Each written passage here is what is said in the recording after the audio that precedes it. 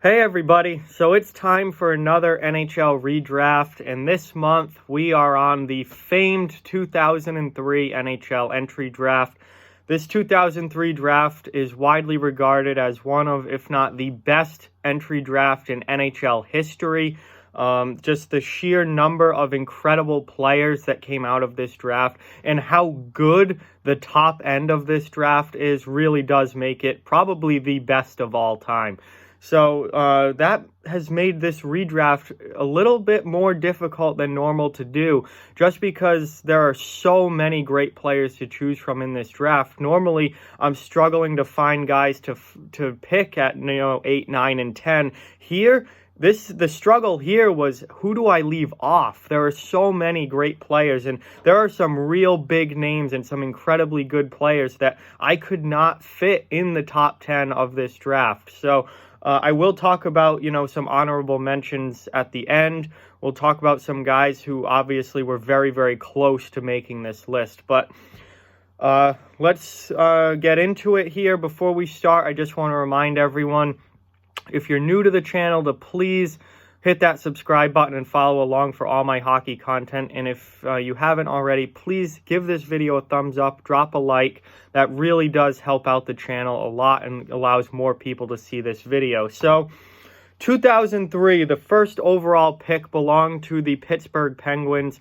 And with that pick, the Pittsburgh Penguins selected goaltender MarcAndre Fleury. Fleury has obviously gone on to have a Hall of Fame level NHL career. He's won 3 Stanley Cups with the Pittsburgh Penguins. He's been to 5 Stanley Cups. He's had just a remarkable NHL career. Now still playing in the league for the Vegas Golden Knights. He's started 807 career games and counting, as he's still playing at 35 years old.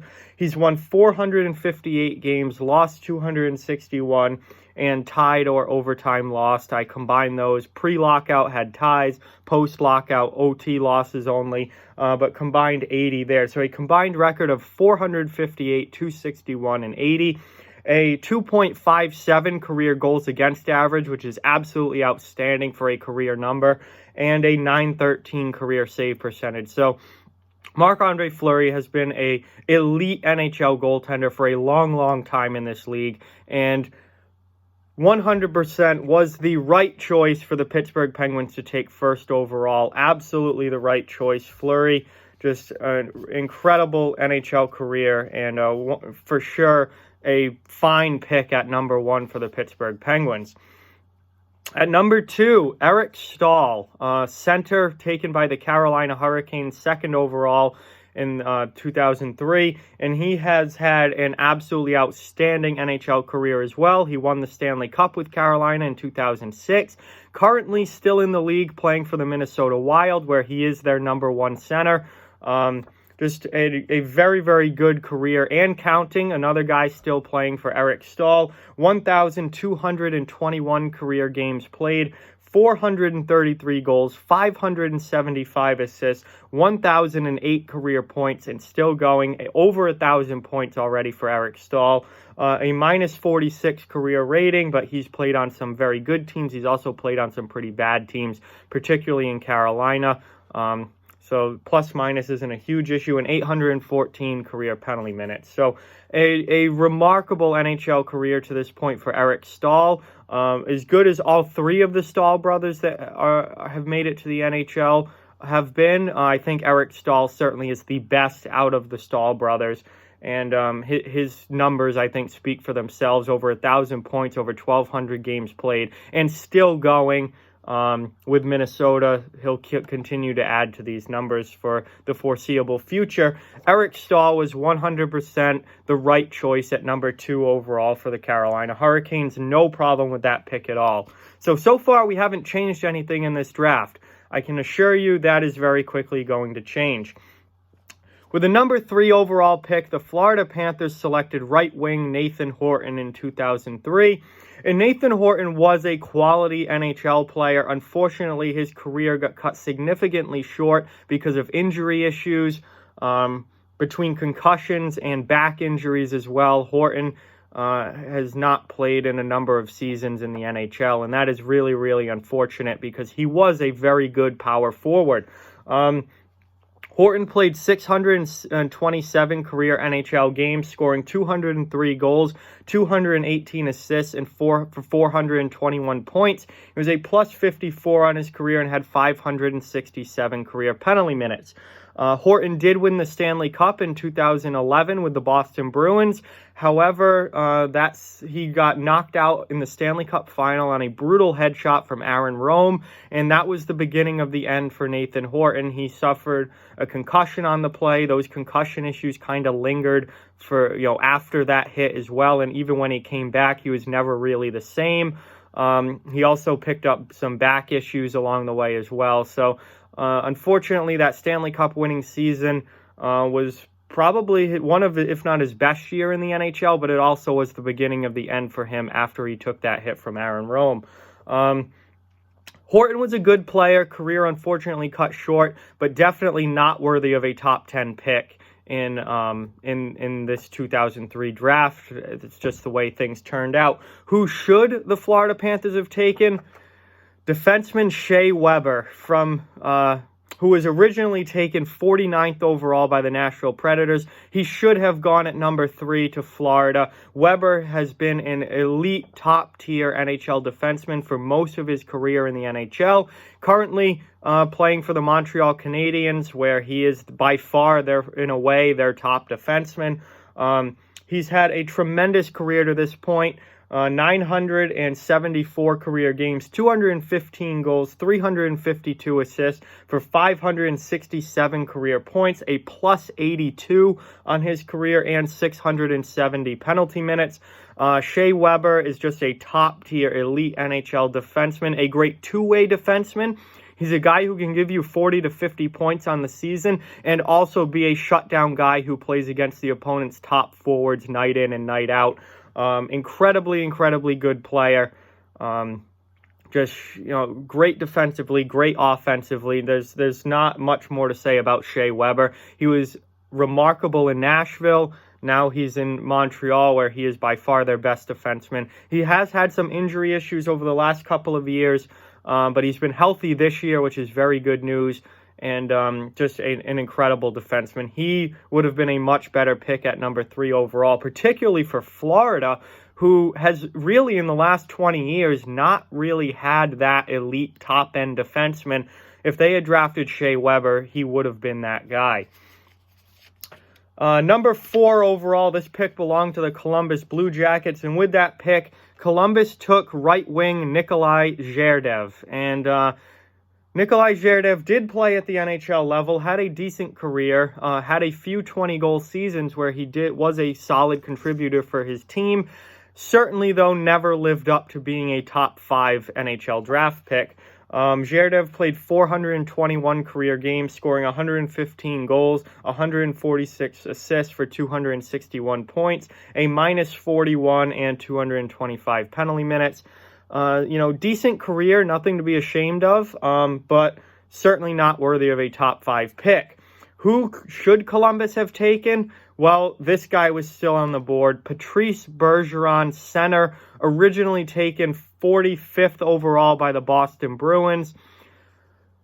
I don't know what else to say about Patrice Bergeron other than he is the greatest two-way center of this generation. Multiple-time Selke Trophy winner, 11 20-goal seasons now in his career. He scored his 20th goal of this season last night, bringing his 7 consecutive 20-goal seasons, 11th total in his career. It's an incredibly good player, offensively and defensively. Still going strong for the Boston Bruins. He is by far their best center. A part of their incredible top line with Brad Marchand and David Pastrnak. Bergeron, 1,068 career games played and counting, 341 goals, 512 assists for 853 career points, a plus 192 on his career, which is absolutely incredible. He's almost plus 200, and 414 penalty minutes. Incredible player. Obviously, over 850 career points. Hopefully, we'll get to 1,000 in his career. Also, incredibly, incredibly good defensively. The best defensive forward of this generation. He would have been a superstar and given Columbus something that they never really had, which was that high-end top center. So that would have been a better pick there. Number 5 overall was selected by Buffalo, Thomas Vanek, left wing. Vanek did go on to have a very, very good NHL career. He's out of the league now, but he played 1,029 career games, scoring 373 goals, 416 assists for 789 points. Just a very, very good goal scorer in his prime. Very, very good player for the Buffalo Sabres for years. Bounced around a little bit towards the end of his career. Really kind of fell off a lot at the end as far as his production went. But still an incredibly, incredibly solid career for Thomas Vanek. +5, 547 penalty minutes as well. However, as much as Thomas Vanek had a great NHL career, there were a few better options in my opinion, and one of them certainly should have been taken at 5th overall, and that is Ryan Getzlaf, who was originally taken 19th overall by the Anaheim Ducks. He could have been an elite top-line center for the Buffalo Sabres for the past 15 years. And, Getzlaf has had, and as good as Vanek's career has been, Getzlaf's is even better. 1,029 career games played and counting. Getzlaf is still the top-line guy for the Anaheim Ducks. 272 career goals, 683 career assists for 955 points. Getzlaf is closing in on 1,000 points in his career. A +137 and 863 penalty minutes as well. Getzlaf is not afraid to play physically and get involved. So Getzlaf, in my mind, should have been the 5th overall pick to Buffalo that year. He would have given them an elite center for years down the middle. Just an incredible career that's still going for Ryan Getzlaf of the Anaheim Ducks. Number 6. So number 6 pick belonged to the San Jose Sharks in 2003, and with that pick, they selected left wing Milan Michalek. Now, Milan Michalek did have a quality NHL career, playing 747 games, 208 goals, 238 assists for 446 career points, +13, not as good as the other guys we were just talking about, +13 and 394 career penalty minutes. Now, Michalek had a solid NHL career for sure, 400 points, 700 games played. However, not nearly good enough to be in the top 10 of this draft in particular. With that 6th overall pick, the San Jose Sharks should have taken a guy that they took later in this draft, Joe Pavelski. Forward, can play center or wing. He was originally taken 205th overall by the same San Jose Sharks. However, they should have taken him with the 6th pick. He has had an incredible NHL career, multiple 30-goal seasons, many 20-goal seasons, over 1,000 games played. He's now playing for the Dallas Stars, but just numbers are incredible for Pavelski. Probably one of, if not the biggest steal in NHL history, taking him at 205. There are some other, Henrik Zetterberg, Henrik Lundqvist come to mind as well. But one of certainly the biggest steals in NHL history. 1,010 games played and counting, as he's now plays for Dallas. 363 career goals, 417 assists for 780 career points, +112 plus minus, and 389 penalty minutes in his career. Joe Pavelski, just one of the top players in the NHL for the past few years. Not having as great of a season this year in his first year with Dallas, but for the years with the San Jose Sharks, he was a top player for them. So Pavelski would have been a much better pick at number 6 than Milan Michalek turned out to be.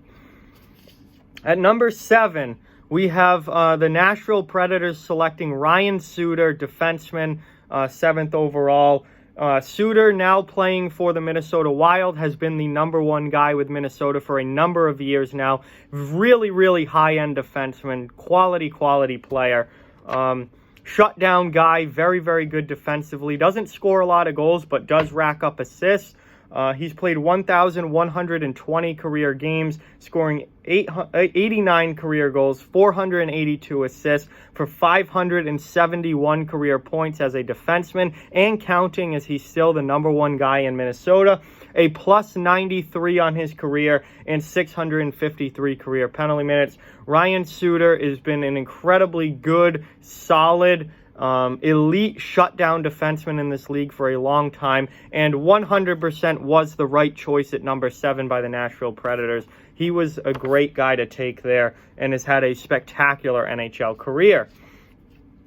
Number 8 overall, the Atlanta Thrashers were picking, and with that pick, they selected defenseman Braden Coburn. Now, Braden Coburn has certainly had a very solid NHL career. He's still playing for the Tampa Bay Lightning. Not a big offensive producer, but certainly a good defensive defenseman. 949 career games played. He's closing in on 1,000 games in his career. 49 goals, 181 assists for 230 career points. A plus 50 on his career and 696 career penalty minutes. He's had a very, very solid career as a middle to bottom pair defenseman. And that's certainly nothing to not like, but not really worthy of a top 10 draft pick. You don't exactly go for bottom pair defenseman or middle pair defenseman when you're drafting in the top 10. And certainly in 2003, there were better players available. One of those players who should have gone number 8 overall was Zach Parise, who currently plays for the Minnesota Wild. He was originally taken 17th overall by the New Jersey Devils. He had some incredible seasons with New Jersey. He's had some good seasons with Minnesota as well. He's a left winger, 993 career games played. Would be over 1,000 if it wasn't for injuries. Injuries have really hindered Parise over the last 4 or 5 years. He's missed a lot of time. But he scored 378 career goals, 397 career assists for 775 career points, a plus 71, and 378 penalty minutes. Atlanta could have had an elite scoring winger if they had taken Parise here at number 8 overall rather than taking Coburn. I just think, all those years that Atlanta was really not that good, you could have had Parise and Kovalchuk in Atlanta, and that would have been a lethal goal-scoring duo there through the 2000s and into the 2010s. So, I think Zach Parise should have been taken at number 8 overall, as he's had a very good NHL career. Number 9, the number 9 pick belonged to the Calgary Flames, and with that pick, they selected defenseman Dion Phaneuf. Now, as much as I like to shit on Dion Phaneuf and make fun of him and call him a pylon, Phaneuf did have a solid NHL career, playing 1,048 career games, scoring 137 goals, 357 assists for 494 points, minus 57. He did play on some very bad teams throughout the years, and 1,345 career penalty minutes. Phaneuf, as much as he's someone that NHL fans like to rag on and make fun of, did have a quality NHL career, and at times was a very good defenseman in certain situations. However, he's not quite good enough to be taken in the top 10 of this draft, in my mind. The 9th overall pick, Calgary should have taken defenseman Brent Burns, who originally went 20th overall to the Minnesota Wild. Burns, now still playing for the San Jose Sharks, is one of the best offensive defensemen in the NHL. He's really grown into be an elite goal scorer from the back end, big-time point producer. He had 83 points last season for the San Jose Sharks, not having as good of a year this year as no one in San Jose is, but he literally was a point-per-game player last year for the San Jose Sharks. Calgary should have taken Brent Burns. Now, Burns, for all his scoring, is not higher on my list because there are issues defensively, and I think Shea Weber and Ryan Suter are both much more well-rounded defensemen, certainly better defensively, more of shutdown guys. But Brent Burns still worthy of being a top 10 pick for his incredible point production. 1,092 career games played, 207 goals, 474 career assists for 681 points as a defenseman, -7 on his career and 679 penalty minutes. Obviously, all those numbers will continue to rise as Burns is still playing in the league and playing at a very high level. So Brent Burns is my guy that should have gone number 9 overall instead of Dion Phaneuf. And with the final finish of our top 10 here, with the 10th overall pick, the Montreal Canadiens selected right wing Andrei Kostitsyn. And safe to say, Kostitsyn was one of the worst picks out of the top 10 here. He did play in the NHL for a while, but he did not, produce at the level nearly close to what you would expect from a top 10 pick. He played 398 career games, scoring 103 goals, 119 assists for 222 career points, was +15, and had 181 career penalty minutes. He's been out of the league for a number of years now. Just not top 10 worthy there of a pick by the Montreal Canadiens, who should have gone at number 10 overall. I am going with Corey Perry, who was originally taken 28th overall by the Anaheim Ducks. He could have given Montreal a high-level, top-line scoring right winger, something that definitely would have benefited the Canadiens over the last few years without a doubt. And for the entire time that since 2003, Corey Perry has had an outstanding NHL career. He's certainly faded off the last couple of years as far as point production goes and goal scoring, but he did have a 50-goal season in the NHL. He was MVP that year. Him and Ryan Getzlaf in Anaheim together were an outstanding duo for many, many years. They won a Stanley Cup together in 2007. Perry now still playing for the Dallas Stars at the NHL level, more of a bottom 6 player at this point. But the numbers speak for themselves. 1,023 career games played, 375 goals, 414 assists for 789 career points, a +76, and 1,146 career penalty minutes, as Perry has never been shy to get involved with the rough stuff either. Perry would have been a much, much better pick at number 10 overall than Andrei Kostitsyn turned out to be. So that does it. That is the top 10 picks of my redraft. There were a lot of other good players to choose from here. I'll tell you, making this list was very, very difficult because of who gets left off. I mean, picking Corey Perry at number 10 could have easily been Thomas Vanek, could have easily been Jeff Carter. I'll go through and tell you some of the names that I think could have been on this list that I had to leave off just because there are only 10 spots. Thomas Vanek, Dion Phaneuf, who were taken in the top 10, I had to leave off. Jeff Carter, Dustin Brown, Brent Seabrook, Ryan Kessler, Mike Richards, Dustin Byfuglien, Corey Crawford, and I'm sure I'm forgetting some as well, but those are incredibly good NHL players who have had incredibly good NHL careers that I could not even fit in the top 10. So, that's my list. This was a tough one to do. I hope you guys enjoyed it. It's really, really fun to go back and look at these drafts and really try and fix things and see how things could have turned out. But I am happy with my list. I think obviously 2003 in my mind was the greatest draft of all time. Just some incredibly, incredibly talented players here. And this video honestly could have been top 20 picks and we still would have plenty of high-level NHLers to choose from. Just what an incredible year 2003 was for the NHL draft. And that's pretty much going to do it. Like, comment, share, subscribe, follow on social media. All those links are down in the description. If you'd like to further support the channel, the links to our Patreon and merchandise store are down in the description as well. Keep spreading the word about this channel. Let's keep this thing growing. Thank you very much for watching. Hope you enjoyed the video, and I'll talk to you guys soon.